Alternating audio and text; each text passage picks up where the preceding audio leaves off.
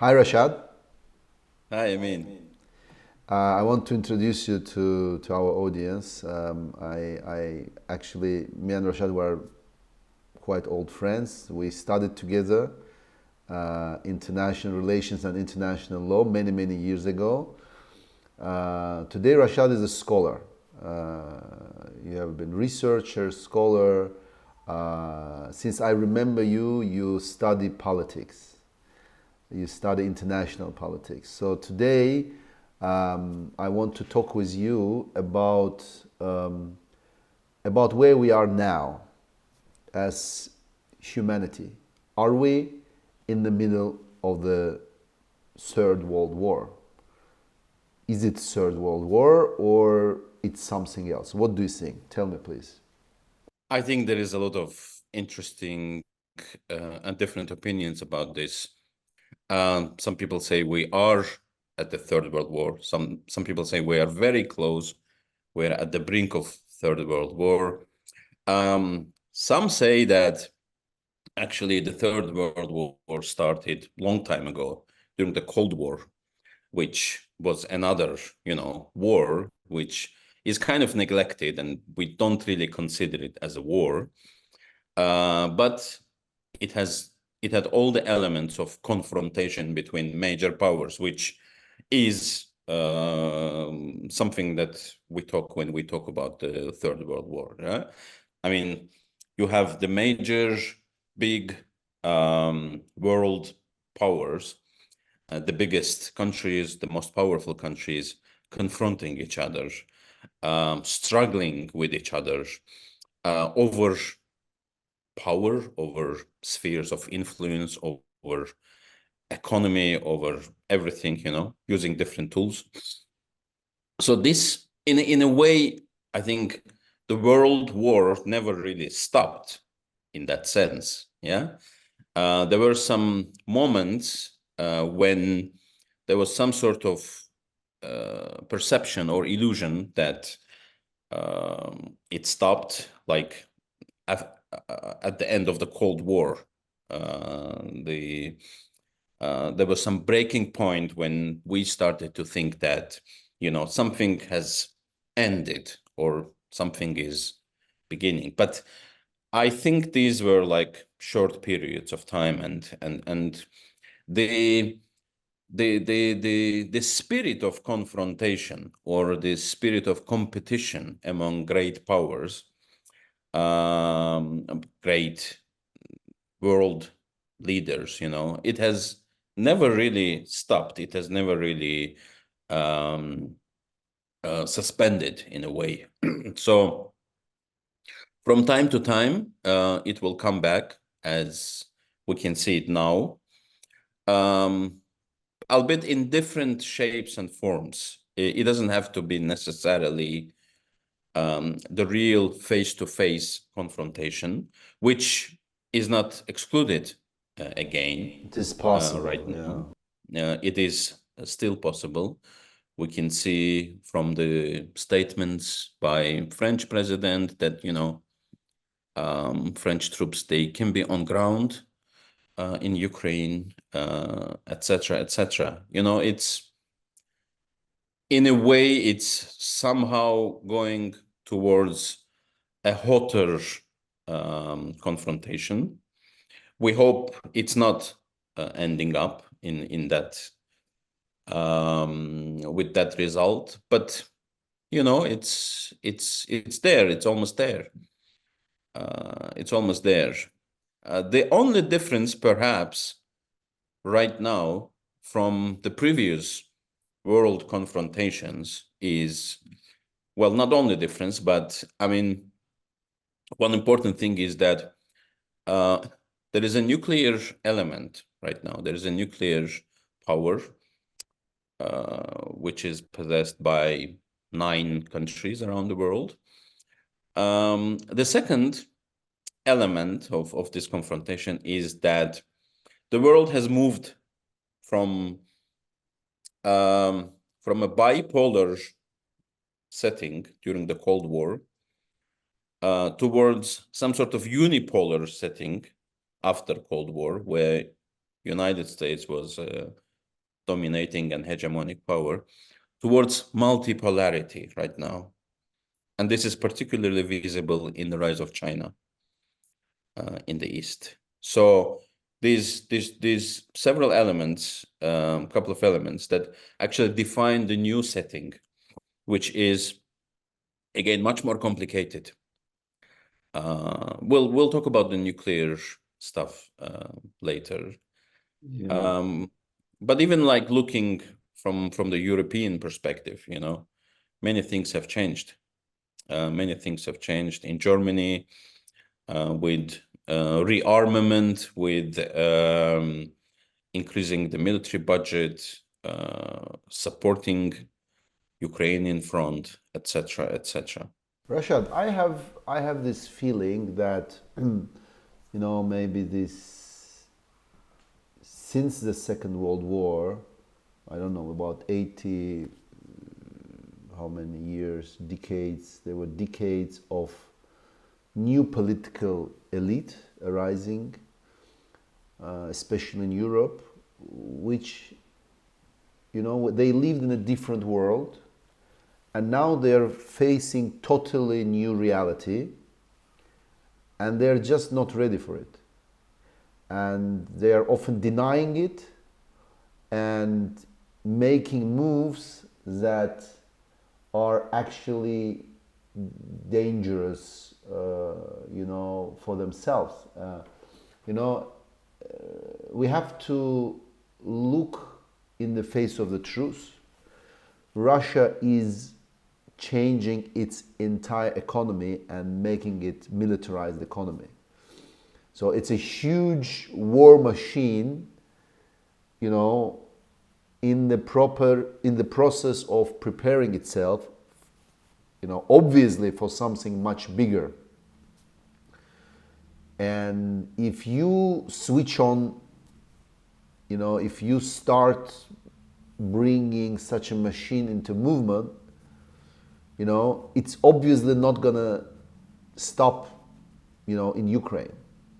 Like, for me, this is obvious, coming from being born in the Soviet Union, like, I don't know, understanding the certain mentality and how, it's because it's a bit like a street mentality of 90s, like on the state level. And like, I see this, everything that Europe does in last years, especially in last 2 years, even with Ukraine, it's just emboldening Putin. It's encouraging him. Because Europe collectively is projecting weakness, not strength. And this is not good. It's not good for European security, it's not good for Ukrainian security, and it's not good for global security. What do you think? Do you think that Europe is failing in Ukraine, failing on the delivery of promises? Do you think US is failing? Do you think the collective West is trying to push Ukraine to come to terms with Russia? What's happening there? It's a huge question. It's We have time, I Rashad. mean, there is a lot of dimension into this, so let's tackle it probably one by one. Yeah. First of all, the post-Second World War situation in Europe. We have two kind of inherent elements into this. One is the Cold War, which is confrontation between East and West, between Russia and the capitalist world, or the free world, as they called themselves. Russians called them capitalist world. This confrontation, if you remember, there is a very famous telegram, so-called long telegram, written by somebody named Kennan, who worked for the Russian US embassy in Moscow.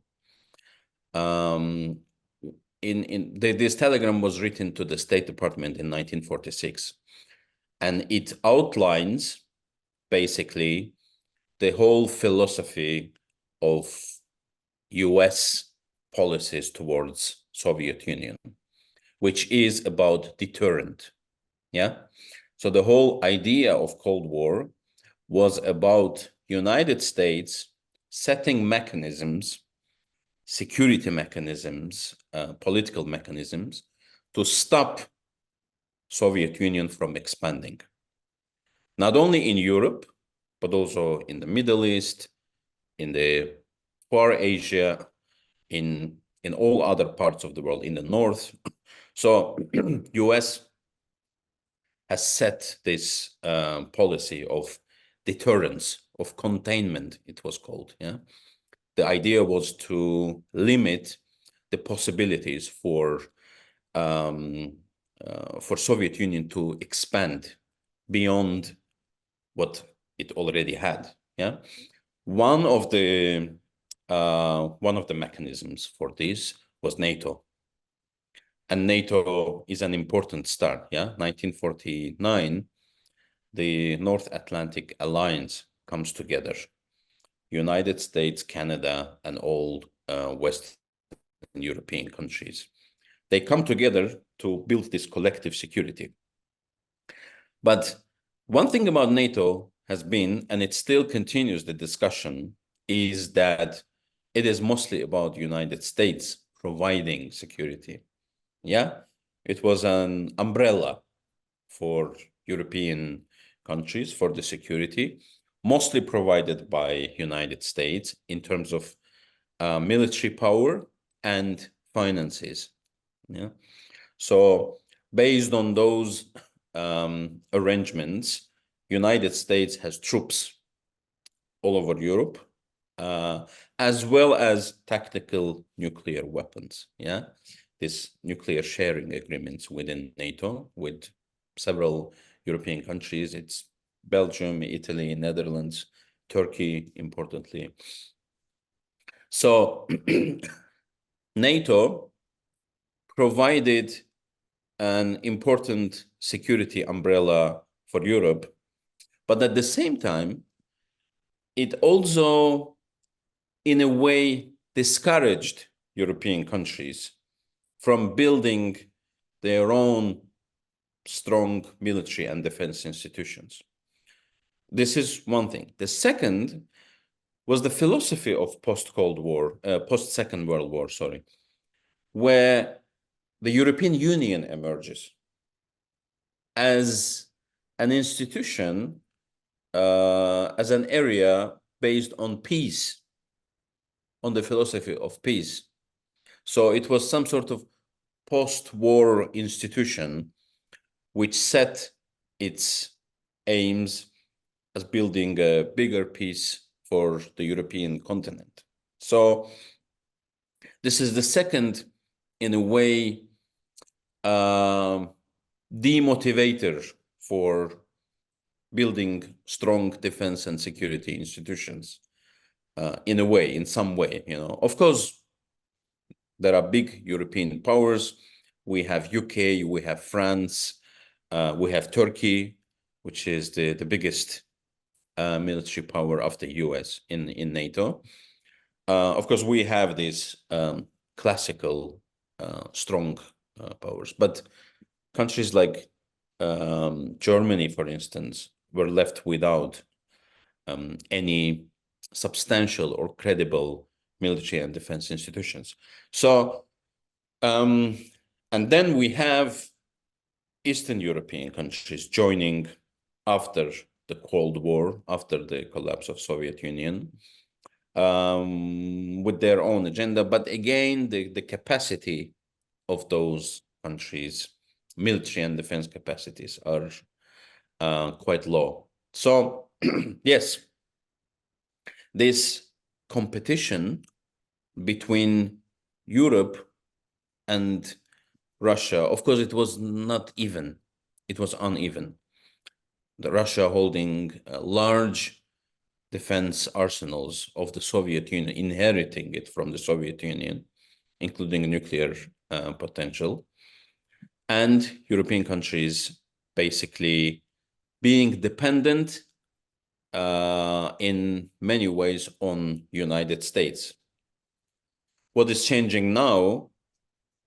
Well, it's been the discussion for many years, but now with emerging Republican kind of challenges towards this, is that United States basically started to claim that European allies should chip in and invest more into the defense and security, which has been a long-standing discussion. Actually, for the last 20 years, I've been hearing about this, but in a way, they somehow avoided it because there was no real threat. You see, what actually makes countries now, European countries, really think about this and think twice about this, is the existence of a real threat, which, as you describe, Russia would not stop only with Ukraine. It's just the beginning of the expansion. Some other Baltic countries are already named by some Soviet analysts. countries, Baltic countries, NATO countries. I mean, it's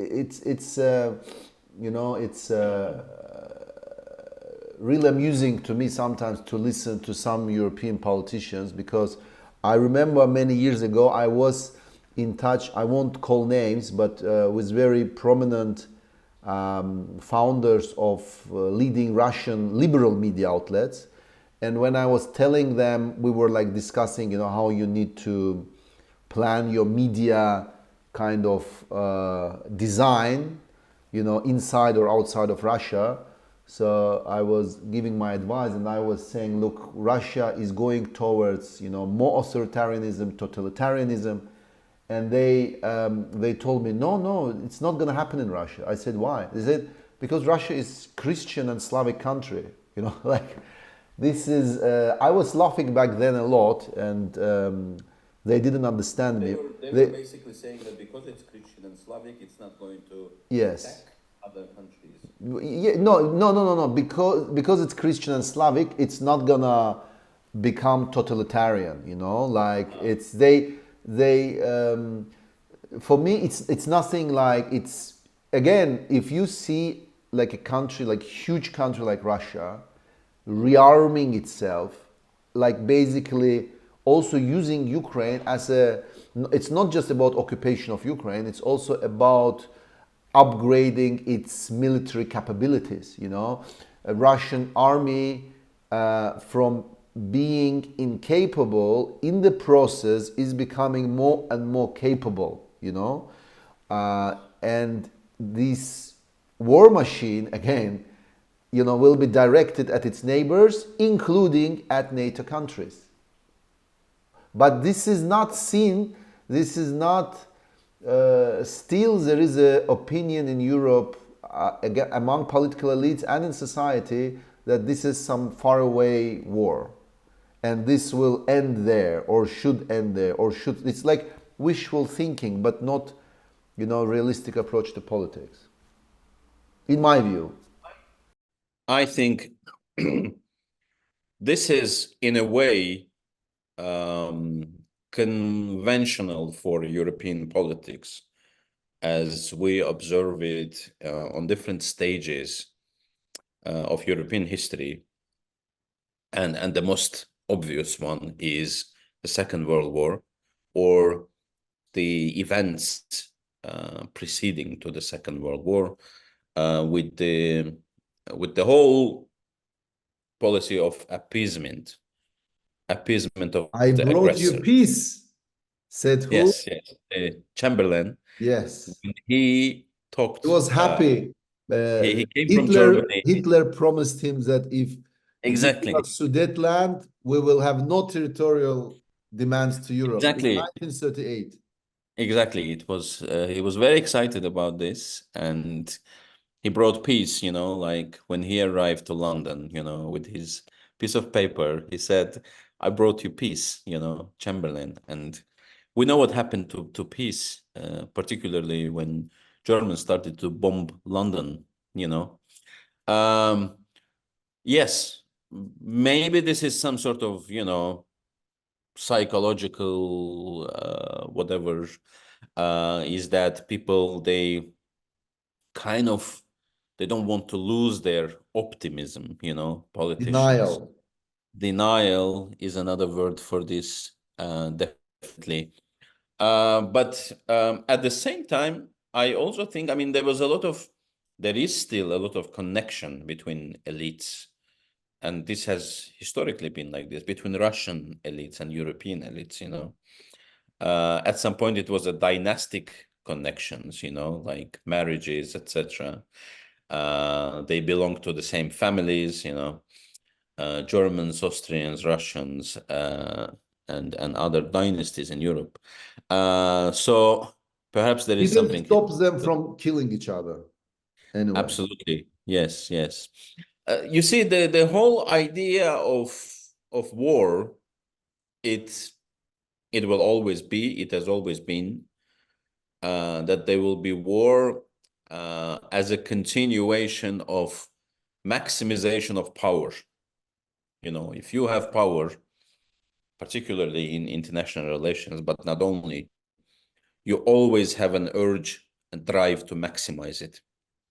And as a state, you have a lot of resources for this. You have people, you have army, you have military industrial complex. And as you rightly said, every war is some sort of rehearsal. Every war is some sort of, I mean, you test your weapons, you test your military, you test your military capabilities. And in that sense, there is unfortunately not too many countries in Europe that could actually match Russian capabilities. UK, France, and Turkey can actually be part of this competition. But Turkey would not basically join this competition. It kind of stands a little bit out of this game.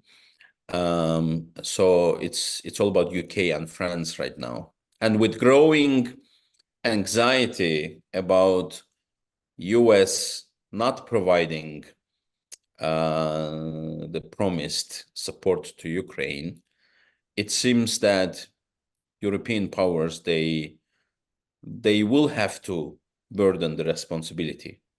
They will have to jump in and do something, basically. Now, militarily, not only economically and financially. Rashad, I think that we have now 2 years on since the beginning of this phase of war in Ukraine. You have a situation where I expected, and I think maybe I think that Ukraine has shown heroic resilience to Russian invasion, and this is remarkable. It's remarkable courage, spirit. But what I think I find problematic that with all the Western rhetoric of support to Ukraine, military support to Ukraine, I think we have not seen this technological supremacy of the West. If you support Ukraine as your ally, like it was support, but not wholeheartedly support. Like it was not real support. It was half support. It was a support, as Olaf Scholz, the Chancellor of Germany, says. Like he doesn't say we want Ukraine to win this war. He says we want Ukraine. We have to make sure that Russia is not winning this war, or we have to make sure that Ukraine can, will not lose. And there is it's a problematic. So they are not sending, and this has been a problem since the beginning of this war. So the West is not delivering at least enough, at least so we can see this superiority in, technology, military technology on the battlefield. And this is again like is showing, projecting, broadcasting collective weakness of the West. And this is not, look, I remember when this war started, sanctions, support for Ukraine, there was almost a feeling that, Russia will collapse if you would read the Western media. 2 years on, every Western media is alarming that, Russia may now win this war. And what we see is basically either unwillingness of Western elites, of US political elite and of European political elite to support Ukraine, to enable Ukraine to win this war, or they're just incapable of doing this. So again, this is, sending very wrong signals to Moscow, It's not helping to secure Europe. It actually helps for Putin to realize that there is a weak spot and there is opportunity to advance his power in Europe. Yes. Well, I think what is happening is that, it's one thing when... Why is it so, Rashad? Why? My understanding is that is the concept of urgency, yeah, or being directly targeted by another big power. The problem here, well, it's not the problem, it's some explanation perhaps, is that European countries, they do not experience war firsthand. Yeah. And it gives the governments an opportunity to somehow maneuver around this, sometimes to delay things, sometimes to, I don't know, say things that does not make sense to us, but in a way they kind of get away with this. So basically, although it's a real threat, the Russian aggression against Ukraine, it is more a threat for Ukraine. For Europe, it is not a real threat. It is more like a perceived threat. Yeah. They think that, well, it's still not on the European ground. We still do have NATO. We still have United States protecting our backs in case of invasion, etc. So we are in a way safe. Yeah. There is, of course, this hypothetical threat in a way. If Russia wins in Ukraine, continues towards Poland or Baltic countries, etc. But my understanding is that the European countries, they do not perceive it as something urgent, so they can basically play around it.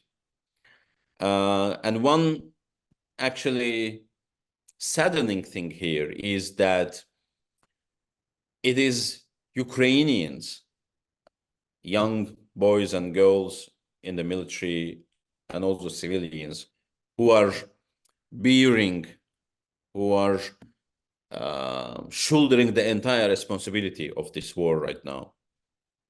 People are killed, people are migrating, the entire demographic of the country has deteriorated beyond repair almost.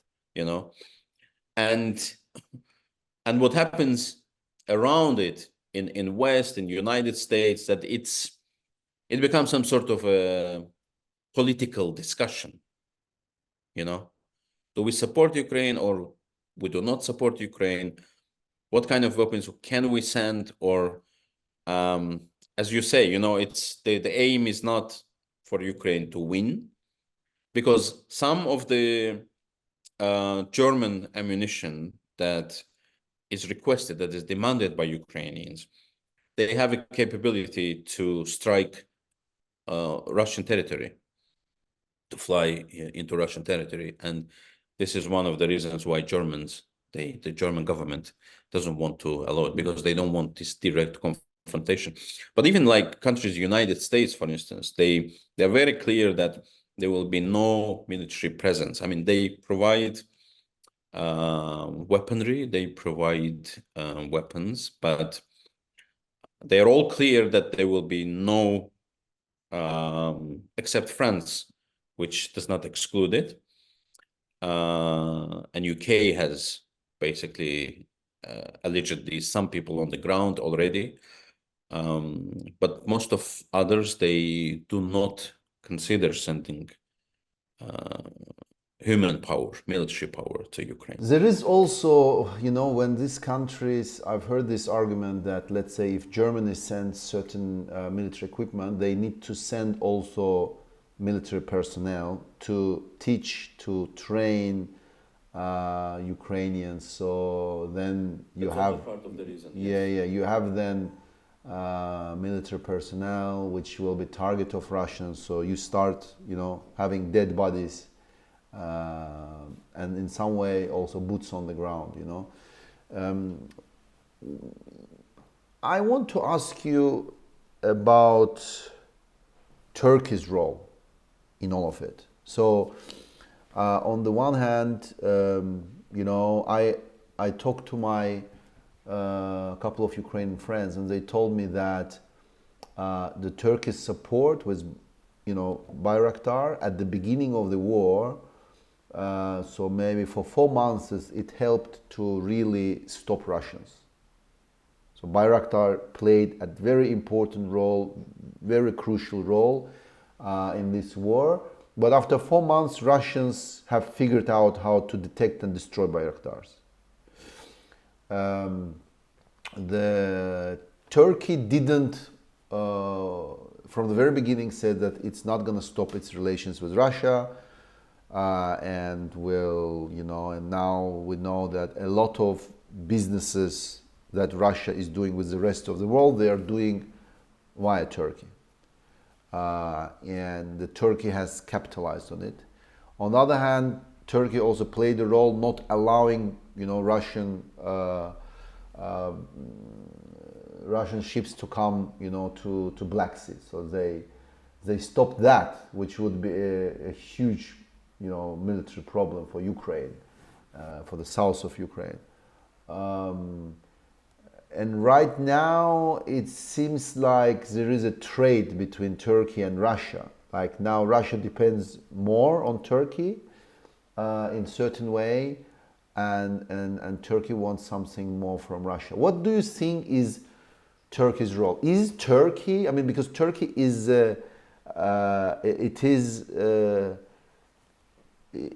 you know, one of the strongest armies in the world. It's definitely matched to Russian army, but and maybe after US, the second strongest army in the NATO. Do you think that it is in Turkey's interests that Ukraine falls? Why Turkey doesn't support Ukraine more? Well, let me start with the first question. If it's in the interest of Turkey that Ukraine falls, I would say no, absolutely no. I mean, Turkey would be interested in independent and partner Ukraine as an independent state, except instead of having Russia control it, yeah, which we all understand what is the end aim of Russian invasion is basically to have a Ukraine, the country, under full control or dependency on Russia, at least as it was before 2014, before Euromaidan, when Russia, in a way, had Ukraine had a pro-Russian government. Yeah, of course, Turkey would not like to see that. Turkey would also not to like to have a direct confrontation with Russia, as Russia would always avoid direct confrontation with Turkey, particularly for the reasons that you mentioned of the military power. So these are two great military powers, which had historically had a lot of clashes and wars, even, yeah, like long-term wars, with consequences for the region, for the Black Sea region, Balkans, and etc. But right now, I mean, it's not a direct confrontation, but there is a lot of proxy, for instance, what is happening in Syria.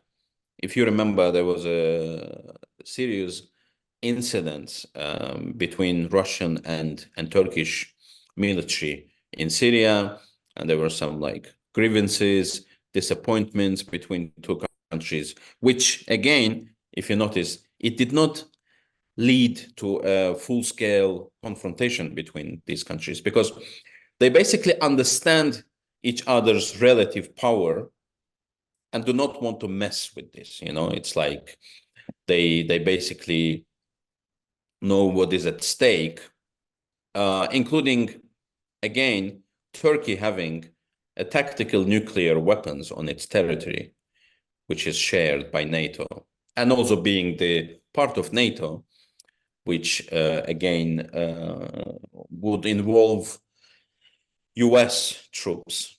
US troops are already in Turkey for like many years. So in this sense, militarily, there is no way for confrontation between Russia and Turkey. But for Turkey, it is also important, and they made it clear from the very beginning, to have an open channel of communication with Russia. Basically, this is the only NATO country right now which has a direct communication with Putin. Putin is going to have a visit to Turkey. They meet, the foreign ministers, they meet on occasions. Lavrov was recently in Antalya Diplomacy Forum. So Turkey attempted, actually, it's the only country which attempted, although it was not successful. It attempted to bring the parties to the negotiation table. They had like rounds of negotiations.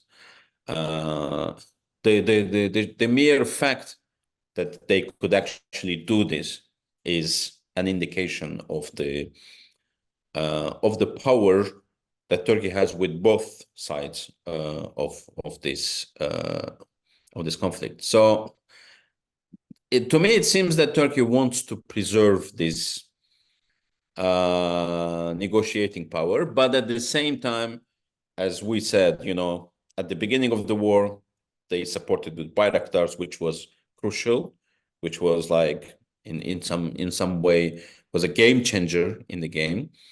Also closing the straits in the Black Sea to Russian naval military.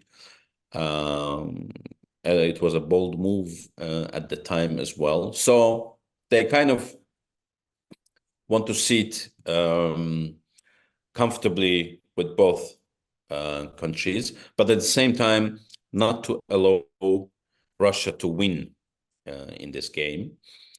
And plus, being a NATO country, it is clear that if there is an attack, let's say in the Baltics, yeah, against any of the countries, Turkey has a direct responsibility to intervene by NATO charter.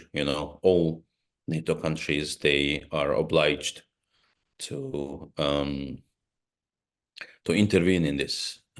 So again, I mean, Turkey plays a very significant but also interesting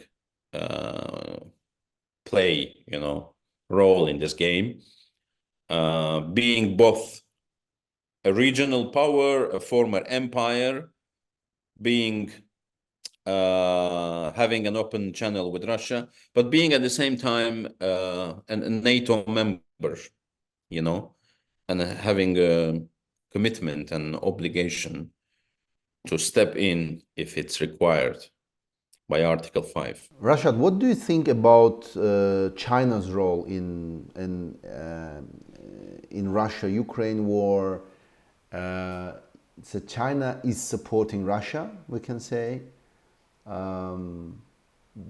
What makes me wonder, like all this talk about sanctions, in the West, all the power of the West, economic power, the economic relations with China. So nobody, do I understand correctly, that there is basically no leverage that the West can use against China to change their policy towards Russia, right?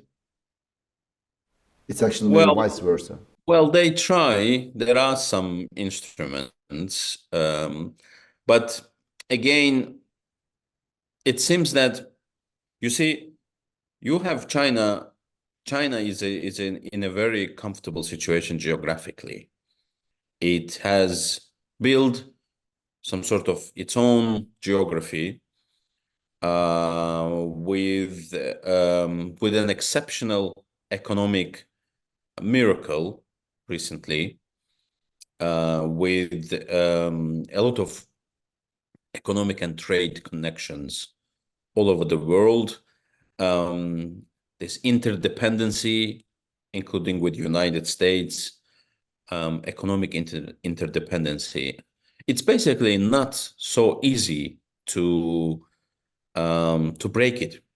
You see, even with Russia, which was considered always as an adversary, as an enemy, of the West and of the United States, the sanctions, the economic, tools and mechanisms, they do not always yield the results that are expected, because I mean, economy, it's difficult to manipulate and control. It has its own logic and laws. The economic world operates differently. We have seen how German experts of Mercedes-Benz, I mean, it skyrocketed in Kyrgyzstan recently. Yeah. What is this? Of course, this is the expert to Russia, but going through Kyrgyzstan. Yeah. Kyrgyzstan does not need so many Mercedeses. So this means that, you cannot completely control the economic world with political tools, and that's the difficult, the challenging part of the sanctions, and China is also becoming a technological power. It's not only mere economy in a classical sense. We have seen today, actually, I was reading it in The Guardian, UK, that US and UK now apply sanctions to some Chinese individuals and companies who are engaged in hacker attacks against US and UK officials, business people, media, etc., etc. So it is not so easy to overcome this, power. But of course, Western world has again its own financial institutions and means to exert pressure, to put some sort of pressure, which China, in a way, it actually abides by it.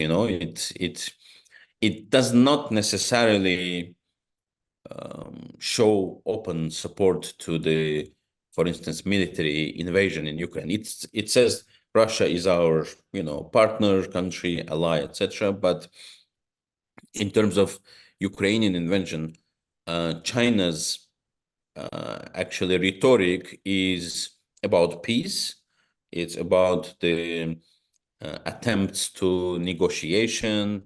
So they make it public. They make it clear to Russia that they are not particularly happy with the war, which also damages them.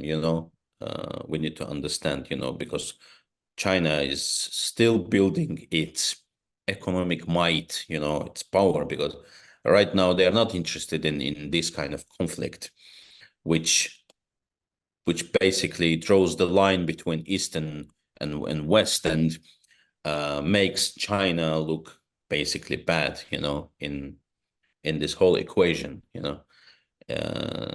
It was not their choice, they wouldn't support it, but because Russia is going this, and China and Russia has recently developed very strong ties, very close ties, for different reasons. But there's still the whole situation with war and invasion in Ukraine. To me, it seems that it's uncomfortable for China, and they would like this to end. It seems. I want to come back to the topic of nuclear weapons, since we talk about Third World War. I remember there was Elon Musk was giving, I think it was on stage, he was talking with one moderator, and moderator asked him, do you think there will be Third World War? And he said, yeah, no doubt, of course. And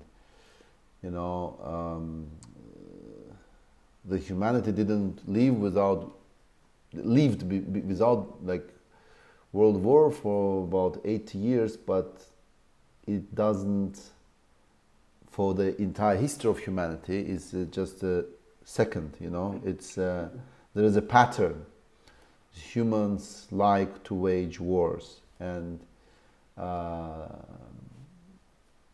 it's hard to stop bad habits. Yeah. I remember he even compared human society to chimpanzees in one of the interviews. He says like it's a violent society, it's about power, maximizing power, fighting, and gaining prevalence, etc. It's just in animal world and in human world, we have different justifications for this. In animal world, basically there are no justifications. It's about, power, and it's very brutal. They don't have to Naked just, power. they don't need like ideology to say that, we are right and they are wrong, etc. It's just like the power of the mighty. So but for us, it's the struggle. It's a war between evil and benign powers. It's ideologies. It's the free world versus communism, etc. But at the heart of it, yes, it is about primal instincts. But this nuclear weapons, makes this, at least at the beginning of the war in Ukraine, I think there was a big fear in the West that Russia will use nuclear weapons. And I think the only politician which came up with the idea to tell Russians that they also have nuclear weapons was Boris Johnson. Yes, yes. I mean, I It's think they at just, some point they kind of get rid of the yeah, initial stress of it dependency. was just kindly, it was, I think, a kindly reminder that, you know, it's not just one country possessing nuclear weapons. And if two countries start using it, it basically can bring to mutual and global, you know, self and mutual destruction. So at this point, I think this fear has, I don't even know if it's good or not, you know, like it became normal that, you know, you can have nuclear weapons, but you can still wage conventional wars. So now, even like everyone is, a lot of people expecting Russia NATO war that may not end up being necessarily, you know, the war where you will use nuclear weapons. There is still danger, but the fear is not such as it was 2 years ago. I think Russia overplayed its promises. So they talked about it so much that everyone stopped taking it seriously. You know, of course there is still danger. There's, you know, if you have certain situations, you know, that can get out of control, and that's why our civilization is so fragile. You never know when this kind of war can start. But I want to ask you some specific question about nuclear weapons. How does it work? Like, let's say, do you think Russia would use, would it make for Russia to use nuclear weapons in Ukraine? Do you think if Russia attacks, let's say, with nuclear weapons, I don't know, Estonia or some smaller countries in Europe, what will UK, France, let's say Estonia, do they have nuclear weapons, or who will retaliate, let's say, for Estonia after Estonia, let's say, has stopped its existence after, you know, first and last Russian attack on Estonia with nuclear weapons? How does it work? These are all interesting and valid questions. Let's start with basically the distinction between strategic and nuclear and tactical nuclear weapons. Yeah. So we basically have 9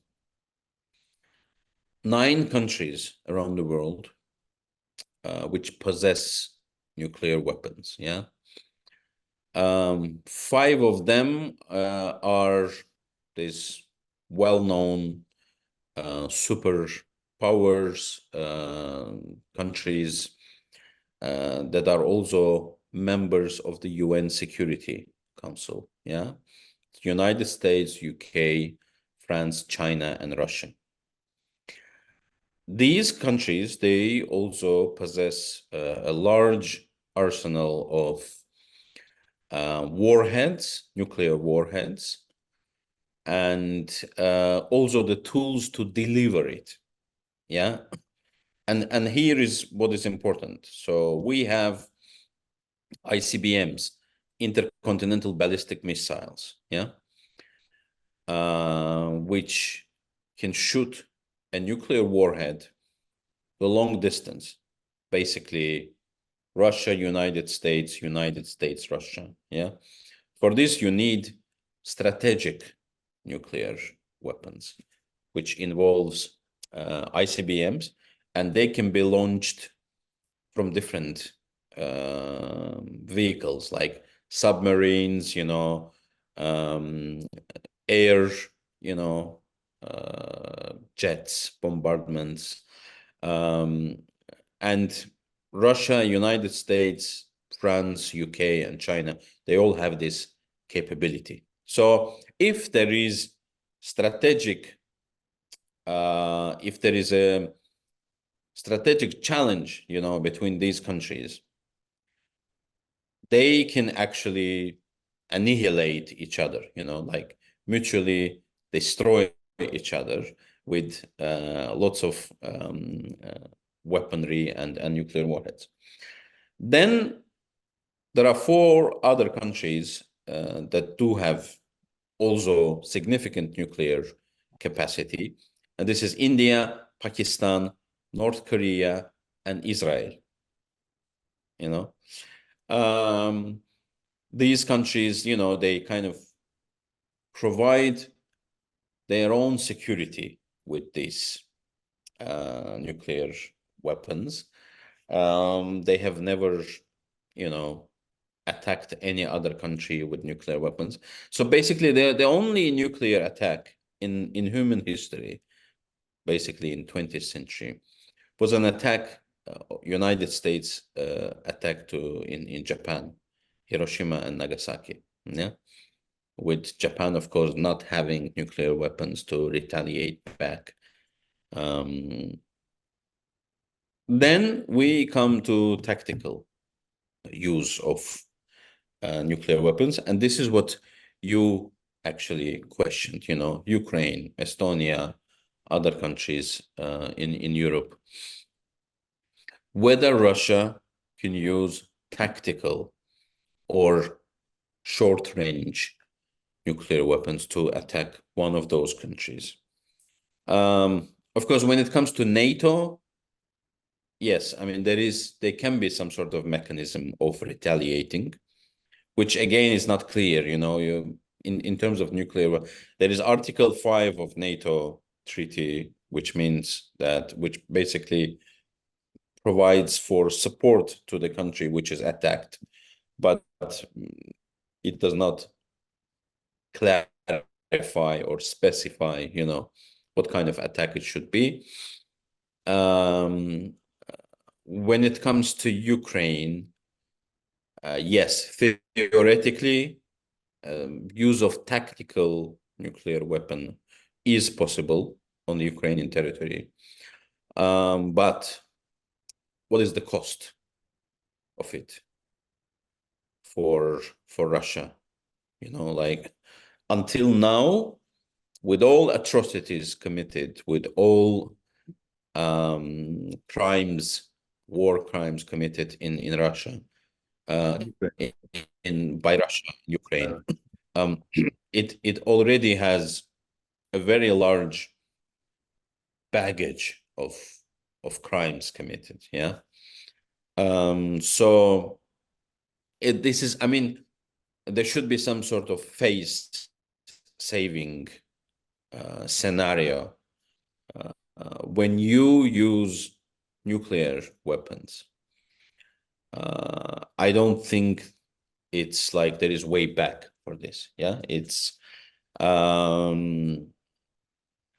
and I don't think even geographically, attacking a country which is next to you with nuclear weapons also doesn't make sense, because you will have to face the consequences, the repercussions of this attack in your own country. But it's not a big territory. It's one thing you launch intercontinental ballistic missiles and target United States, or I don't know, further countries, like distant countries, or United States attacks Japan, but then it's a different thing when you use your nuclear weapons in your own vicinity, So that's the situation. Rashad, thank you very much for your time. Thank you. I, as always, enjoyed talking to you, and I hope, I think you should come over in summer, and we should make some road trip in Europe and have some Absolutely. good conversations And we'll talk. and talk to others. Talk to others, talk to people. Thank you, Rashad. Bye. Bye.